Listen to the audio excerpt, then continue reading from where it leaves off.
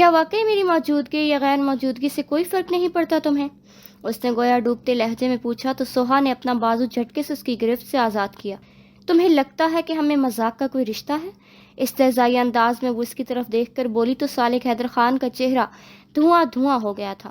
وہ بے ساختہ 2 قدم پیچھے ہٹتا تیز قدموں سے کمرے سے باہر نکل گیا، جبکہ وہ نخوت سے سر جھٹک کر رہ گئی۔ اس کے بعد وہ نہ صرف کمرے سے بلکہ حویلی سے بھی باہر نکل گیا تھا۔ وہ تیز رفتاری سے گاڑی ڈرائیو کرتا بنا ارادہ ہی گاڑی کو جنگل کے راستے پر دوڑا رہا تھا۔ اس وقت نہ اس کے محافظ اس کے ساتھ تھے اور نہ ہی اس کے پاس ریوالور موجود تھا۔ وہ گاڑی کو اندھا دھند بھگاتا چلا رہا تھا۔ دل و دماغ میں عجیب سا طوفان برپا تھا۔ اسے ایسا محسوس ہو رہا تھا کہ اب وہ سوہا کے اس بیگانگی اور نفرت بھرے رویے سے تھکنے لگا ہے، اور اس کے منہ سے صاف طور پر یہ سن لینے کے بعد کہ اسے اس کے ہونے یا نہ ہونے سے کوئی فرق نہیں پڑتا، اس کے اضطراب و وحشت کا کوئی انت نہیں تھا۔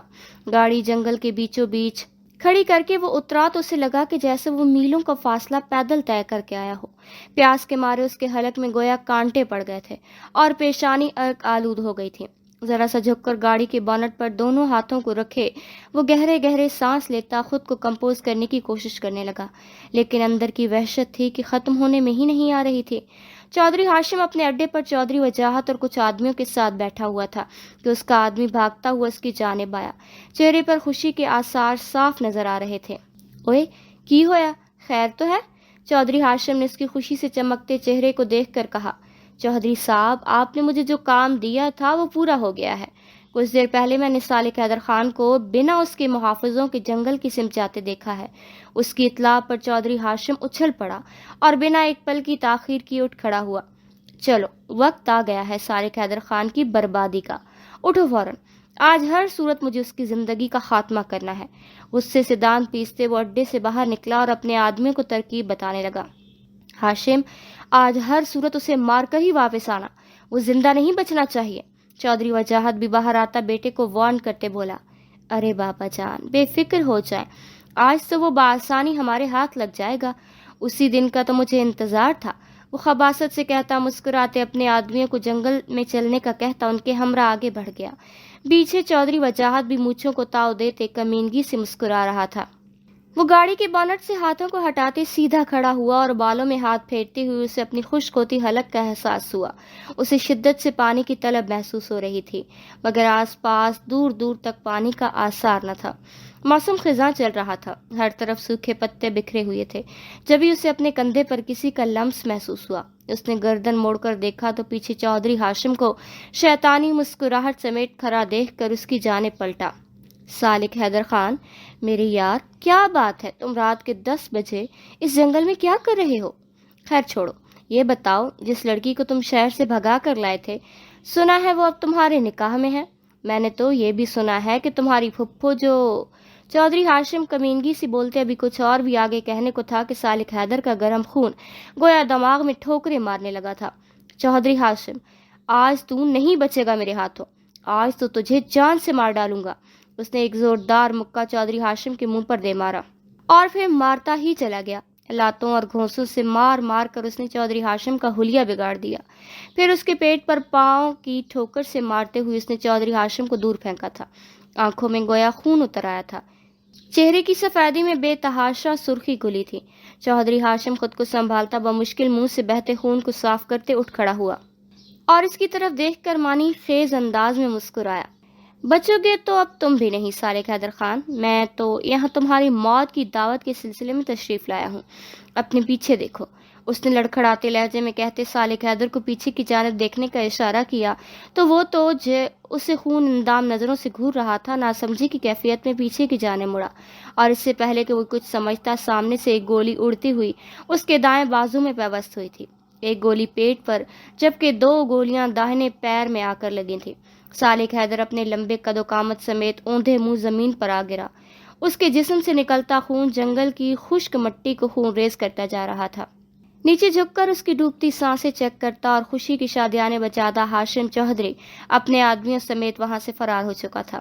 یوسف خان جو کہ اپنے ساتھیوں کے ساتھ شکار کی غرض سے اسی جنگل میں آیا تھا، اب اس کی گاڑی جنگل کی حدود سے باہر نکل رہی تھی کہ یکا یک ایک کے بعد ایک گولیاں چلنے کی آوازوں پر وہ چونک اٹھے تھے۔ چونکہ جنگل بہت بڑا تھا سو وہ جنگل کے پچھلے حصے کی جانب تھے، اس وجہ سے انہیں وہاں کسی اور کی موجودگی کا علم نہیں ہو سکا تھا۔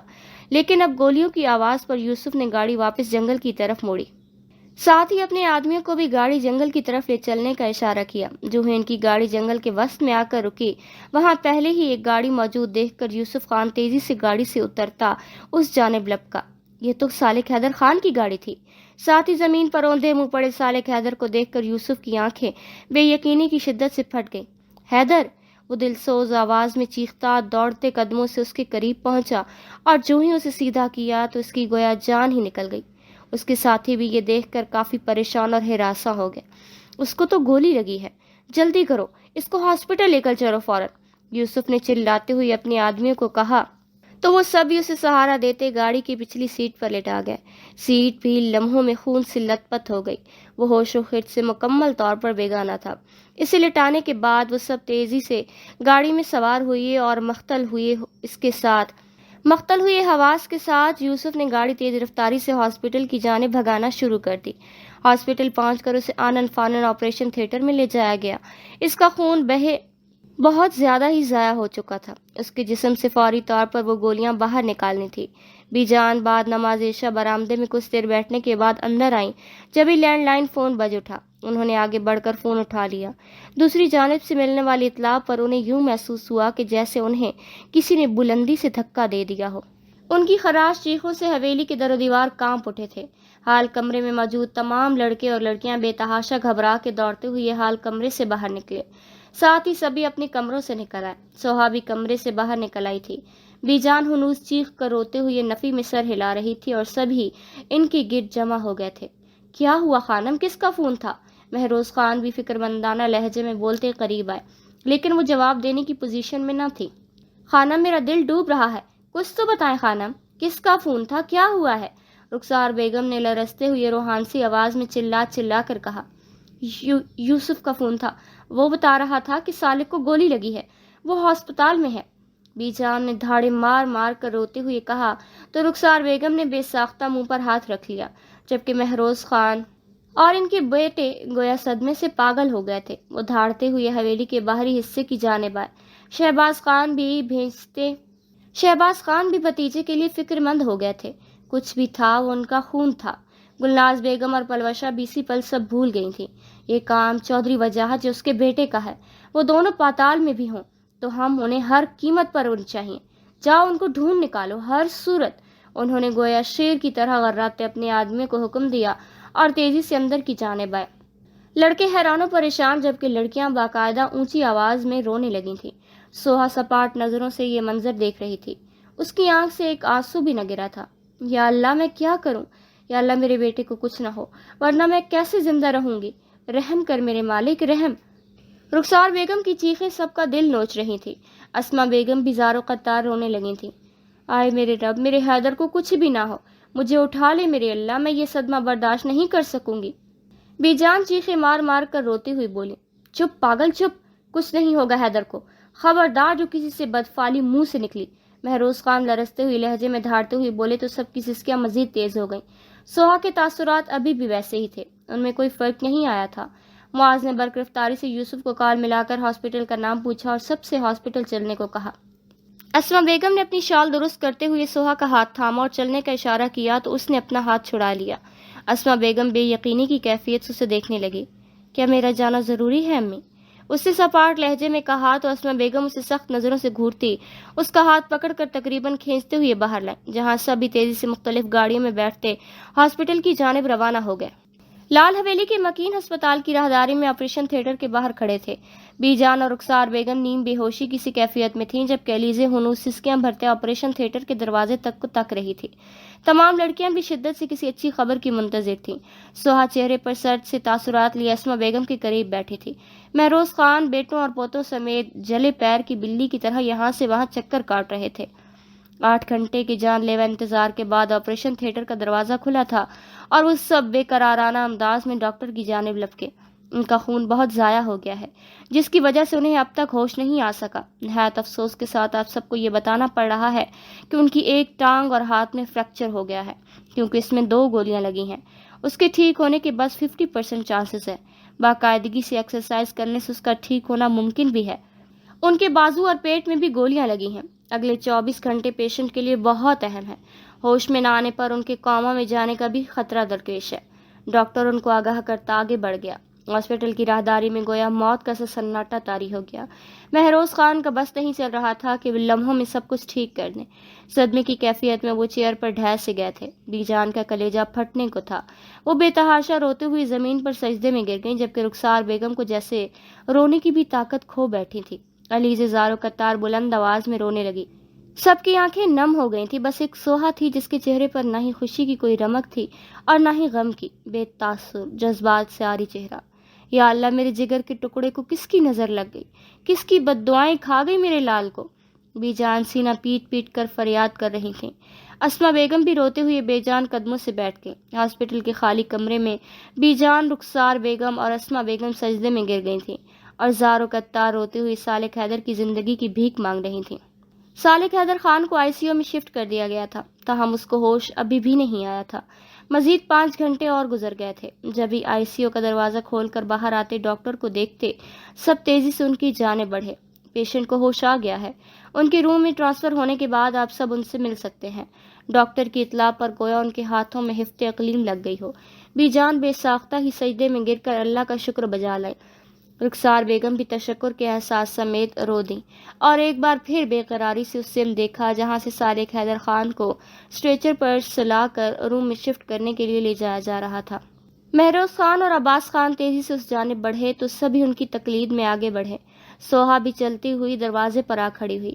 صالح حیدر کو اسٹریچر سے بیڈ پر ٹرانسفر کر دیا گیا۔ مہروز خان آگے بڑھ کر بے ساختہ اس کے چہرے پر جھک گیا تو وہ انہیں دیکھنے لگا۔ اس کا ذہن ابھی بھی غنودگی میں تھا۔ میرا بچہ، میرا حیدر، تو نے بہت تڑپایا ہے، بی جان روحانسی ہو کر بولتی، اس کی پیشانی چوم گئی۔ رخسار بیگم بھی بیٹے کے بالوں میں ہاتھ پھیرتی بے آواز رو رہی تھی۔ برخوردار، بس جلدی سے ٹھیک ہو جاؤ، ایسے بستر پر لیٹے لیٹے ہمارا پوتا بالکل بھی اچھا نہیں لگ رہا۔ مہروز خان نے نم آنکھوں سے اس کے بالوں میں ہاتھ پھیرتی ہوئی کہا۔ حیدر، تم بنا آدمیوں کے، بنا کسی ہتھیار کے ایسے کیسے جا سکتے ہو بیٹا؟ اور کون تھے وہ لوگ؟ نام بتاؤ۔ عباس خان غصے سے بولتے قریب آئے۔ ہاشم اور اس کے آدمی تھے، اس نے آہستہ آواز میں کہا تو مہروز خان سمیت وہاں موجود مرد حضرات کا خون کھول اٹھا تھا۔ ہاشم خان کو عبرتناک سزا ملے گی، ایسی سزا کہ اس کا خاندان تا عمر بھگتے گا۔ مہروز خان غراتے ہوئے بولے، ساتھ ہی اسے دیکھا تو وہ آہستگی سے اپنا پاؤں سیدھا کرنے لگا ہی تھا کہ اسے محسوس ہوا کہ اس کا ایک ہاتھ اور پاؤں بالکل بھی حرکت نہیں کر رہا۔ اس نے دوبارہ وہی عمل دہرایا مگر بے سود۔ اس نے وحشت زدہ نظروں سے سب کو دیکھا اور پھر اس وحشت سے مہروز خان کو دیکھا۔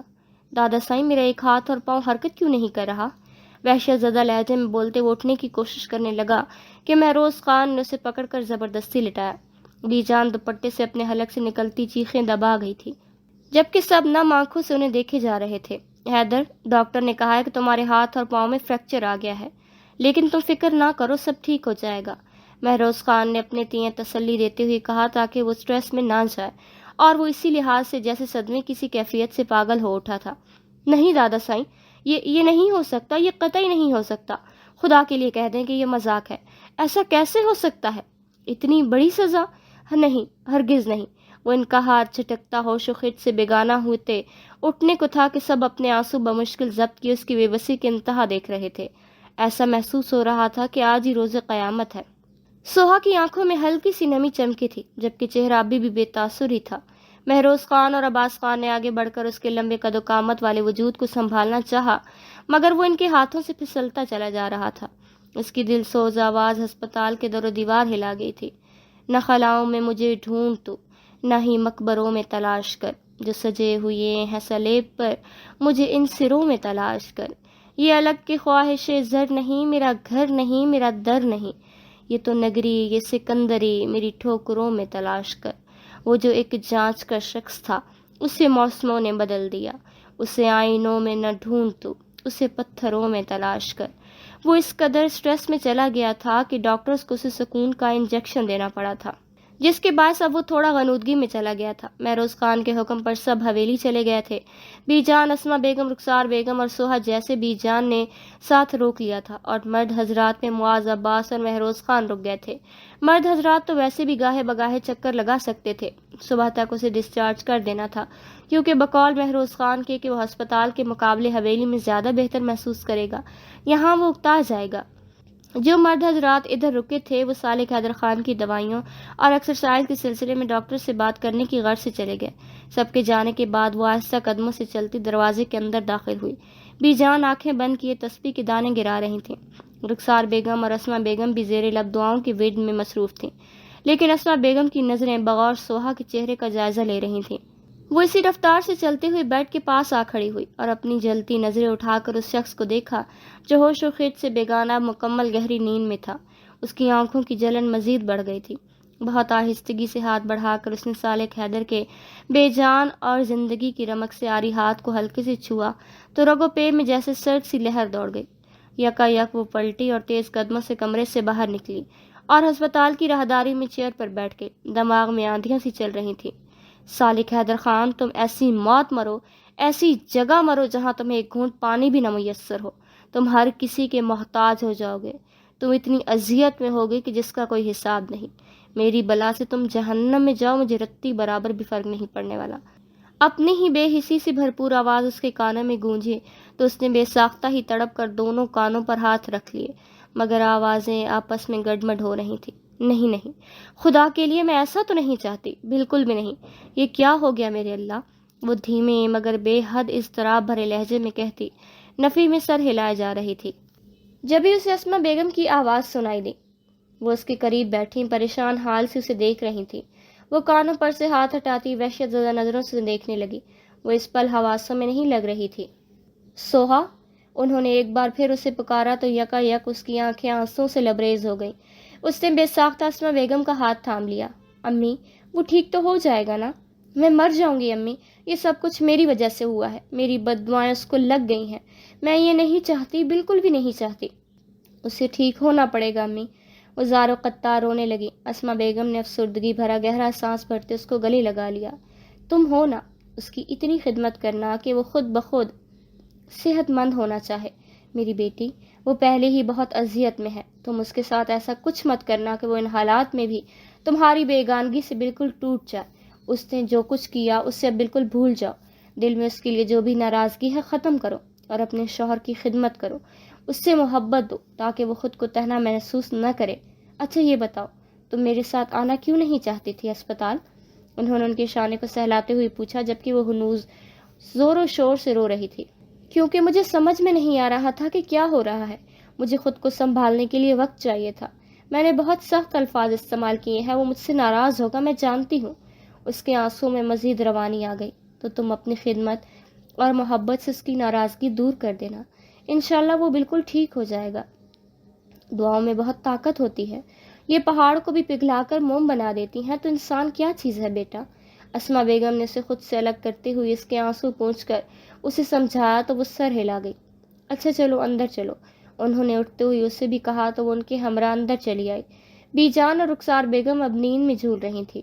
اسما بیگم بھی اپنی جگہ بیٹھ گئیں، جبکہ وہ بیڈ کے پاس موجود چیئر پر بیٹھ گئیں اور دزدیدہ نگاہوں سے اسے دیکھا جو دنیا اور جہان سے بیگانہ پڑا تھا۔ دیو کا آمد وجود، مغرور کھڑی ناک، پیشانی پر بکھرے بال، ہلکی ہلکی شیو اور بھرے بھرے ہونٹ، چہرے کی سفیدی میں اب زردی بھی ملی ہوئی تھی، لیکن اس حالت میں بھی وہ ہوش و حواس چھین لینے کی بھرپور صلاحیت رکھتا تھا۔ سوہا کو اپنی کیفیت سمجھ میں نہیں آ رہی تھی، مگر وہ اس کے لیے دل کو بہت گداز محسوس کر رہی تھی۔ اس بات کا اس کو بخوبی اندازہ ہو رہا تھا۔ اس نے گردن موڑ کر دیکھا تو اسما بیگم بھی اب اونگنے لگی تھیں۔ وہ اٹھ کھڑی ہوئی اور بیڈ پر ہاتھ رکھتے ذرا سی جھکی اور بے خبر سوئے سالک حیدر کے لائٹ براؤن بالوں میں آہستگی سے ہاتھ پھیرا۔ جبھی قدموں کی آہٹ پر تیزی سے بیڈ کے پاس سے ہٹتے وہ اسما بیگم کے نزدیک آ بیٹھیں۔ آنے والے معاذ مہروز خان اور عباس خان تھے۔ وہ بیڈ کے پاس پڑی چیئر پر بیٹھ گئے۔ یوں دھیرے دھیرے رات گزرتی چلی گئی۔ وہ ساری رات ایک لمحے کے لیے بھی نہ سو سکی۔ مختلف دعاؤں کا ویٹ کرتی اس کی نظریں مسلسل صالح حیدر پر ٹکی ہوئی تھیں، جو شاید انجیکشن کے باعث ہی اتنی پرسکون اور گہری نیند سو رہا تھا۔ صبح 4:30 کے قریب وہ آنکھیں کھول گیا تھا۔ بی جان وغیرہ بھی جگی ہوئی تھی۔ سب اسے جاگتا پا کر اس پر جھک گئے۔ سوہا بھی پیچھے کھڑی اسے دیکھ رہی تھی۔ بی جان نے بے حد محبت سے جھک کر اس کی پیشانی چوم لی۔ حیدر میرے لال، تو فکر نہ کر، تو بہت جلد ٹھیک ہو جائے گا۔ اللہ کے گھر دیر ہے اندھیر نہیں۔ دیکھ سوہا بھی تیرے لیے کتنی پریشان ہے، ساری رات نہیں سوئی۔ جب میری آنکھ کھلی اسے جاگتا پایا۔ سب کی دعائیں تیرے ساتھ ہیں میری جان، بی جان نے پیار سے کہا تو صالح حیدر کی نظریں ایک پل کے لیے بیڈ کے نزدیک کھڑی سوہا پر گئیں، جو اس کے دیکھنے پر بھی پلکیں جھکا گئی۔ وہ نظروں کا زاویہ بدل گیا تو سوہا نے نظر اٹھا کر اسے دیکھا، جس کے چہرے پر سرد سا تاثر تھا۔ دادا سائیں، مجھے گھر لے چلیں پلیز، میں یہاں مزید نہیں رہ سکتا اب، اس نے بیزاری بھرے انداز میں مہروز خان سے کہا۔ بس برخوردار، ڈاکٹر کو آ جانے دو، پھر چلتے ہیں۔ انہوں نے اسے تسلی دی تو وہ سر ہلا گیا۔ اس نے مزید ایک نظر بھی زحا پر نہ ڈالی تھی۔ 2 سے 3 گھنٹے کے مزید انتظار کے بعد ڈاکٹر ڈیوٹی پر آیا تو انہوں نے اس سے اجازت لی، ساتھ ہی بل وغیرہ کی پیمنٹ کرنے کے بعد اسے ڈسچارج کر دیا گیا تھا۔ اس کی ویل چیئر پر بٹھا کر باہر کھڑی گاڑی تک لے جایا گیا اور پھر ویل چیئر سے گاڑی میں منتقل کر کے پچھلی سیٹ پر لٹا دیا گیا۔ خواتین دوسری گاڑی میں سوار ہوئیں۔ گاڑیاں تیزی سے حویلی کے راستے پر گامزن ہوئی تھیں۔ گاڑیاں حویلی کے گیٹ کے اندر جو ہی آئیں تو خواتین، لڑکے اور لڑکیاں گیٹ پر آ گئے۔ ملازمین بھی اپنی خان کی یہ حالت دیکھ کر سخت غمگین تھے۔ گاڑی کا پچھلا دروازہ کھولتے ہوئے شاہ زیب اور معاذ وغیرہ اس کو ویل چیئر پر بٹھایا تو سب کی آنکھیں نم ہوئی تھیں۔ صالح حیدر خان شدت ضبط سے آنکھیں میچ کر رہ گیا۔ اس کا چہرہ خطرناک حد تک سرخ ہو رہا تھا۔ اس کی ذہنی حالت کی تباہی کا اندازہ لگاتے ہوئے سوہا بمشکل اپنے آنسو پیتی اندر جانے کے لیے بڑھی۔ علیزت جیسے اسے اس حال میں دیکھ کر پاگل سی ہوئی جا رہی تھی۔ وہ سب اسے اندر لائے۔ بی جان نے اسے نیچے ہی ٹھہرنے کا کہا۔ بقول ان کے اس حالت میں اس کا اوپر جانا مشکل امر تھا۔ بھلے ہی وہ سہاروں پر جائے گا، لیکن اگر اس کی تکلیف بڑھ گئی تو مشکل ہوگی۔ لیکن اس نے نہیں سنی۔ وہ اپنے ہی کمرے میں اپنے ہی بستر پر سکون محسوس کرتا تھا، سو اس کے انکار پر اسے سہاروں کے ساتھ اوپر کمرے میں پہنچا دیا گیا۔ بی جان نے ہسپتال میں اس کی نیند سے اٹھنے کے بعد اسے تھوڑا بہت کچھ کھانے پر اصرار کیا، لیکن وہ انکار کر گیا تھا۔ اسے بیڈ پر لٹانے کے بعد سب کچھ دیر تک اس کے پاس کھڑے رہے۔ پھر بی جان نے اس سے آرام کا خیال کرتے ہوئے سب کو جانے کا کہہ کر خود بھی کمرے سے نکلنے لگی تھی کہ نظر ہراساں سی دروازے سے باہر کھڑی سوہا پر پڑی۔ سوہا میری دھی، اب تیرے شوہر کی خدمت تیری ذمہ داری ہے۔ اسے کسی بھی چیز کی ضرورت محسوس ہو تو اسے پورا کرے گی۔ اس کے پاس سے مت ہٹنا، یہیں رہو۔ میرا بچہ بہت تکلیف میں ہے، اللہ اسے جلد از جلد ٹھیک کر دے۔ بی جان کی نرمی اور شفقت سے بولتی آپ دیدہ سی ہو گئیں اور نم آنکھوں سے دوپٹوں سے پوچھتی نیچے کی جانب بڑھ گئیں۔ ان کے جانے کے بعد اس نے اندر داخل ہوتے آہستگی سے دروازہ بند کیا اور بیڈ کے قریب آئی۔ وہ جو اسے اپنے قریب آتا محسوس کر چکا تھا، نظروں کا زاویہ پھیر گیا۔ وہ اضطراری کیفیت میں ہاتھوں کو مسلنے لگی۔ میں جانتی ہوں تم مجھ سے ناراض ہو، میں نے بہت غلط کیا ہے، میرے ان الفاظوں کے لیے میں معافی چاہتی ہوں، پلیز۔ ہکلاتے ہوئے بمشکل اس کے ہونٹوں سے لفظ ادا ہوئے تھے، جبکہ آنکھوں سے آنسو ٹوٹ کر گرنے لگے تھے۔ صالح حیدر نے نظروں کا زاویہ پھیر کر اسے چپتی نظروں سے دیکھا۔ حیرت ہے، تمہیں تو دکھ ہونا چاہیے کہ میں زندہ کیوں بچ گیا۔ تم نے میرے حق میں دعائیں تو بہت کی، مگر افسوس تمہاری خواہش ادھوری رہ گئی۔ میں مر جاتا تو، کاٹدار لہجے میں کہتا وہ مزید کچھ کہنے کو تھا کہ وہ تڑپ کر بے ساختہ آگے بڑھی۔ وہ اس کے پاس ٹک کر اس کے لبوں پر اپنا ہاتھ رکھ دیا۔ وہ خاموش نظروں سے اسے دیکھنے لگا۔ سوہا کو یکدم ہی اپنی بے اختیاری کا احساس ہوا تو ہاتھ ہٹا لیا۔ میں تم سے معافی چاہتی ہوں، پلیز مجھے معاف کر دو، میرے الفاظ بہت غلط تھے، میں جانتی ہوں، لیکن میں تم کو ایسے نہیں دیکھ سکتی، کیونکہ مجھے لگتا ہے کہ یہ میری بد دعاؤں کی وجہ سے ہوا ہے۔ وہ کہتے ہوئے سسک اٹھی، جبکہ وہ شدت گریہ سے سرخ آنکھوں سمیت اسے دیکھتا واپس نظروں کا زاویہ پھیر گیا۔ جو ہونا تھا ہو گیا، مجھے میرے ہی کیے کی سزا ملی ہے۔ بے شک تم چاہو تو جشن کا اہتمام کر سکتی ہو، ویسے بھی میری موت پر تم جشن ہی تو منانے والی تھی، تو بس یہی سمجھ لو کہ میں مر گیا ہوں۔ کیا میں تمہیں مردہ وجود نہیں لگ رہا؟ خود اذیتی کی انتہا پر پہنچ کر وہ بھینچے لہجے میں بولا تو سوہا کی آنسو اور بھی تیزی سے بہنے لگے۔ پلیز ایسا نہ کہو، سب ٹھیک ہو جائے گا، مجھے اللہ پر پورا بھروسہ ہے۔ وہ بھرائی آواز میں بولی تو وہ چونک کر اسے دیکھنے لگا، پھر اس کے چہرے کے تاثرات پتھریلے ہو گئے۔ تمہیں کس سے مجبور کیا ہے یہ سب کرنے کو سوہا؟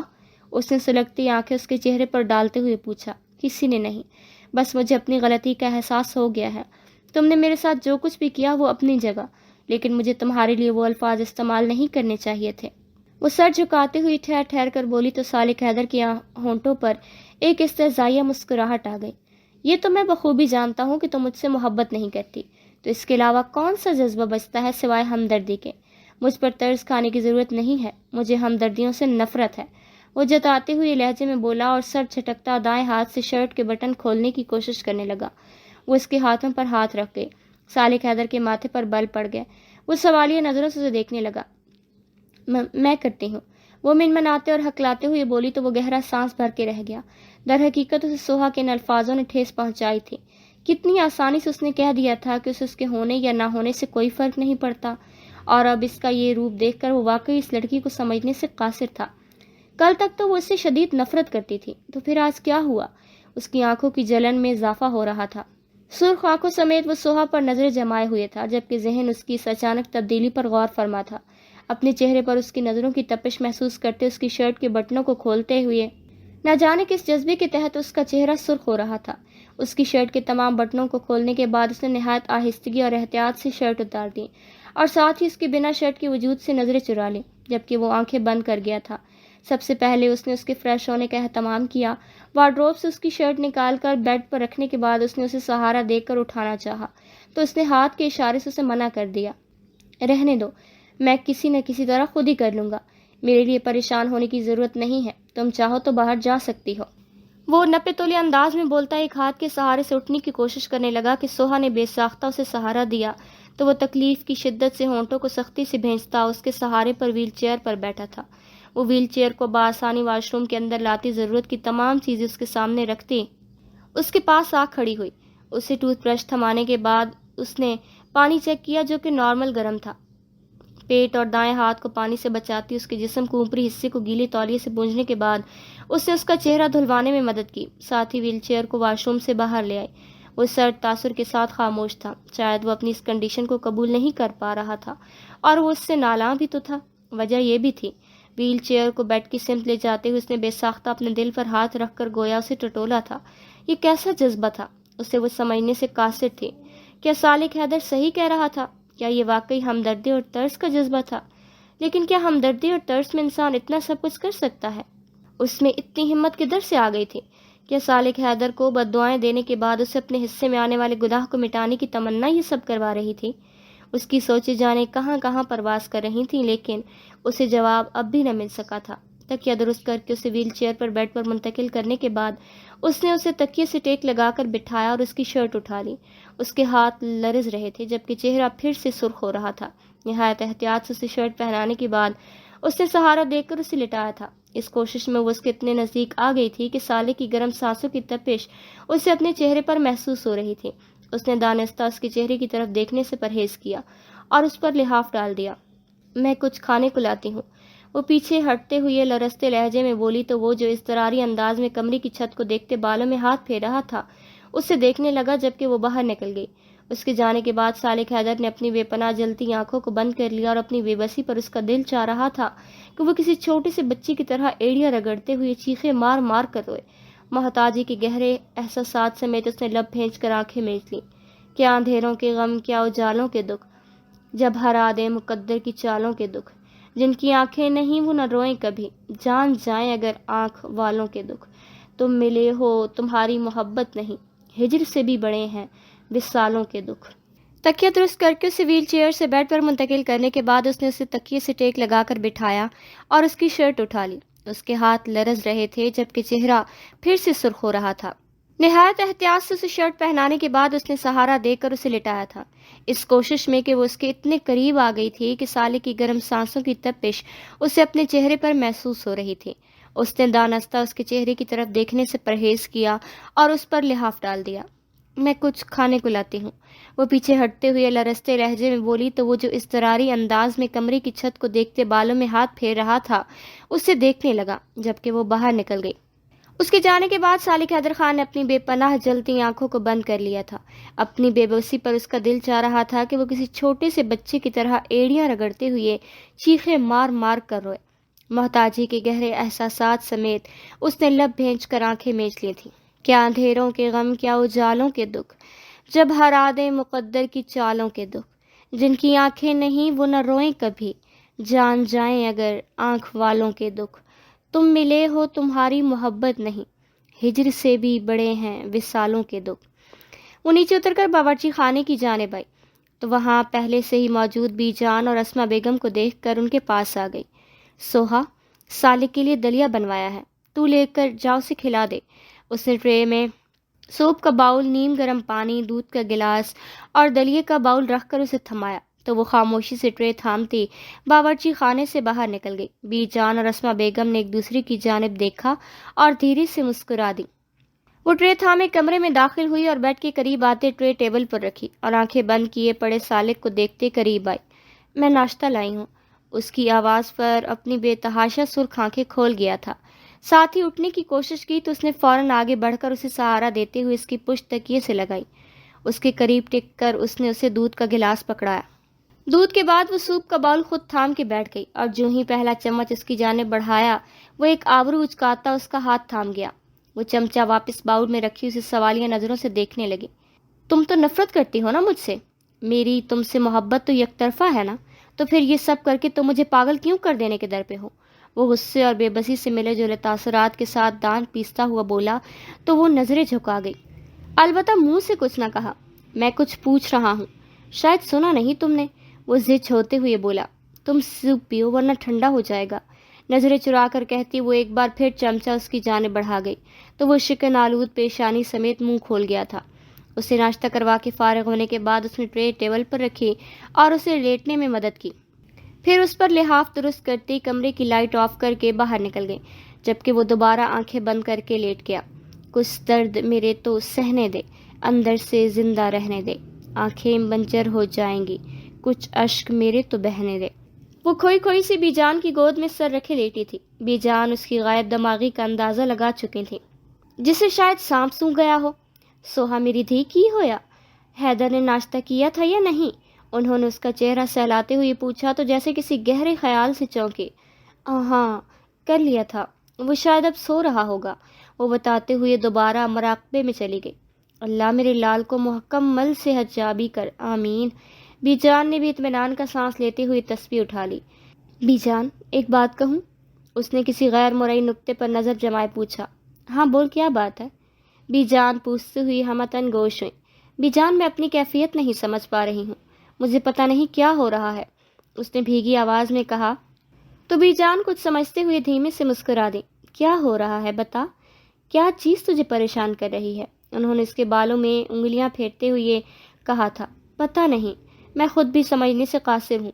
وہ رخ موڑتے ہوئے بی جان کی گود میں منہ چھپا گئی، لیکن وہ نہیں جانتی تھی کہ وہ بی جان پر اپنا آپ آشکار کر گئی ہے. پتھر میں شگاف تو پڑ چکا تھا، بس احساس ہونا باقی تھا. سالک حیدر کی خراب طبیعت کے پیش نظر رات سب نے شعر و شاعری کی محفل سے گریز برتا. وہ اپنے کمرے میں آئی تو علیزے اور زونیا وغیرہ کے ساتھ بی جان، رخسان اور اسما بیگم کو بھی موجود پایا. سالک کچھ کھا لے، ہلکا پھلکا ہی صحیح بیٹا.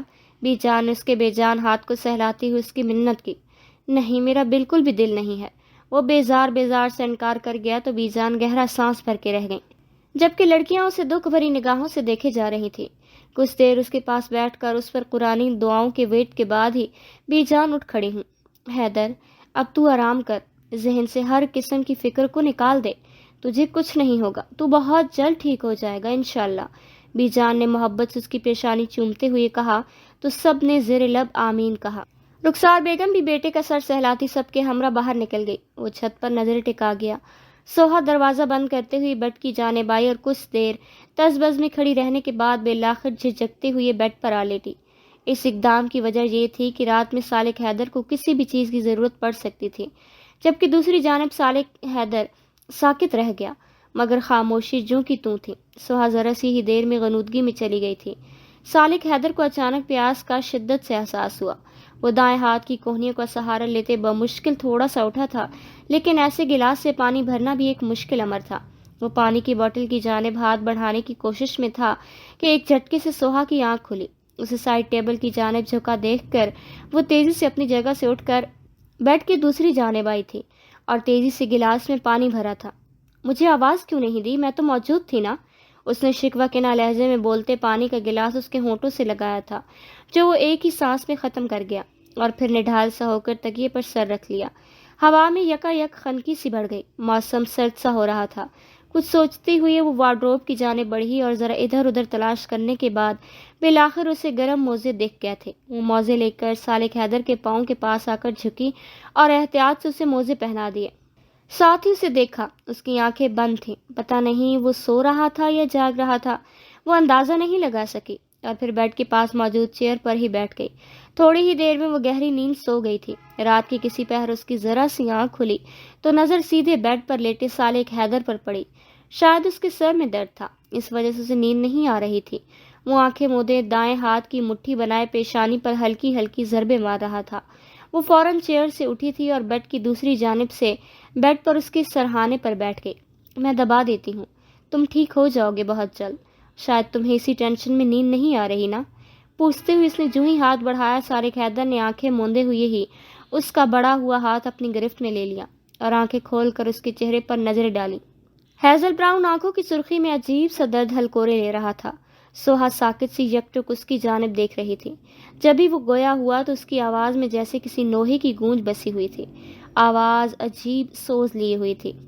میرے ہم نفس، میرے ہم نوا، مجھے دوست بن کے دغا نہ دے، میں درد عشق سے جائیں بل، مجھے زندگی کی دعا نہ دے، مجھے چھوڑ دے میرے حال پر، تیرا کیا بھروسہ ہے چارہ گر، یہ تیری نوازش مختصر میرا درد اور بڑھا نہ دے، میں غم جہاں سے نڈھال ہوں کہ سراپا حزن ملال ہوں، جو لکھے ہیں میرے نصیب میں وہ علم کسی کو خدا نہ دے، میرے داغ دل سے ہے روشنی، یہی روشنی میری زندگی، مجھے ڈر ہے آئے میرے چارہ گر، اے چراغ تو ہی بجھا نہ دے، میرا عزم اتنا بلند ہے کہ پرائے شعلوں کا ڈر نہیں، مجھے خوف آتش گل سے ہے، یہ کہیں چمن کو جلا نہ دے۔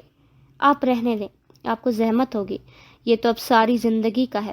وہ اس کا ہاتھ چھوڑتے ہوئے آزردہ لہجے میں بولا اور آنکھیں بند کر لیں تو وہ جو ساکت سی سے دیکھ رہی تھی بے جان انداز میں بیڈ پر لیٹ گئی اور دوسری جانب کروٹ بدل لی تھی۔ کچھ دیر ساکت انداز میں لیٹے رہنے کے بعد اس نے دھیرے سے انگلیوں کی پوروں سے اپنے چہرے کو چھوا تو اسی اپنے پوروں پر نمی کا احساس ہوا۔ اسے حیرت ہوئی، وہ رو رہی تھی۔ کیوں رو رہی تھی اسے سمجھ نہیں آ رہا تھا، لیکن وہ رو رہی تھی اور پھر بے آواز ایک تسلسل سے روتے ہی چلی گئی۔ زندگی اسی رفتار سے رواں دواں تھی۔ وہ سنجیدہ طبیعت کا مالک تو پہلے بھی تھا، مگر اب اس کے مزاج میں تھوڑا چڑچڑا پن بھی در آیا تھا۔ بستر پر لیٹے لیٹے وہ خود بھی بیزار ہو چکا تھا، مگر سوہا نے ہمت نہیں ہاری تھی۔ اس نے اس کی خدمت اور تیمارداری میں کوئی کسر نہ چھوڑی۔ اس کے فریش ہونے سے لے کر اس کے کھانے پینے اور دوائیوں کا وہ ہر لحاظ سے بھرپور خیال رکھ رہی تھی۔ بستر پر مسلسل لیٹے رہنے کے باوجود صالح حیدر کی نفاست پسند طبیعت میں کوئی فرق نہ آیا تھا۔ وہ جتنا بیزار تھا وہ اتنی ہی سکون سے بنا ماتھے پر شکن لائے اس کے کام کرتی تھی۔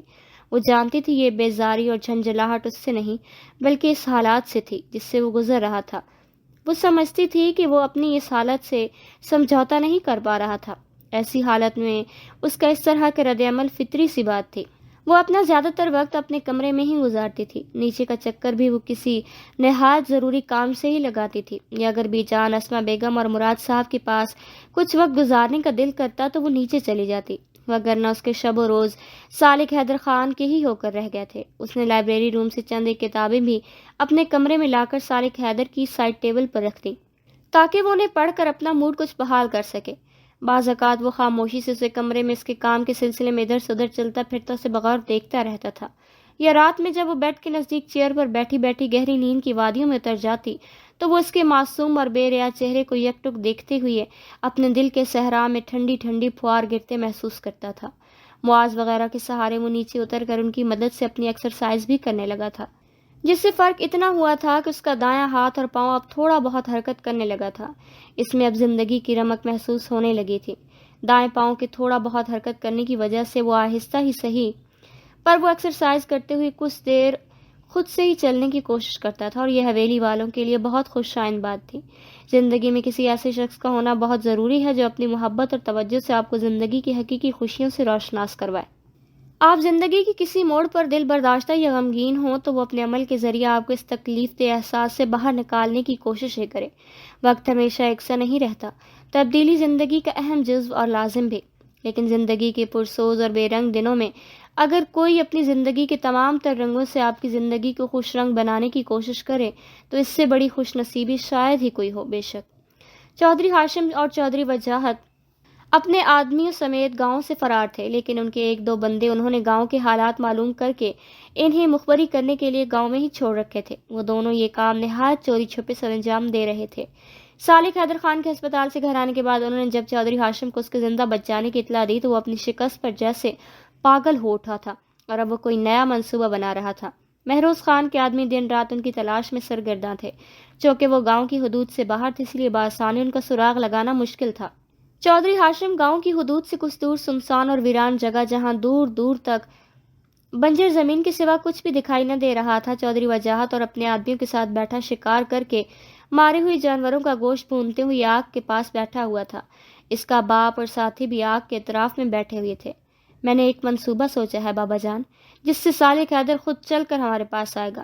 میرا بدلہ ادھورا رہ جائے یہ کیسے ممکن ہو سکتا ہے؟ اتنی گولیوں کے بعد بھی وہ بچ گیا، ماننا پڑے گا بڑی اونچی قسمت لکھوا کے لایا ہے وہ۔ لیکن اب ایسا نہیں ہوگا، اب تو اسے اس دنیا کو خیر آباد کہنا ہی ہوگا۔ وہ دانت پیستے ہوئے پاس پڑی لکڑی کو آگ میں ڈالتے ہوئے بولا، ہاشم مہروز خان کے آدمی ہماری تلاش میں بھوکے شیر کی مانند گھوم رہے ہیں۔ کیا کرنے والے ہو تم؟ ہاں، تم کوئی ایسا قدم اٹھاؤ گے تو انہیں ہمارے ٹھکانے کا خود بخود پتہ لگ جائے گا۔ بات کو سمجھو۔ چودھری وجاہت نے بیٹے کی کم عقلی پر ماتم کرتے ہوئے کہا۔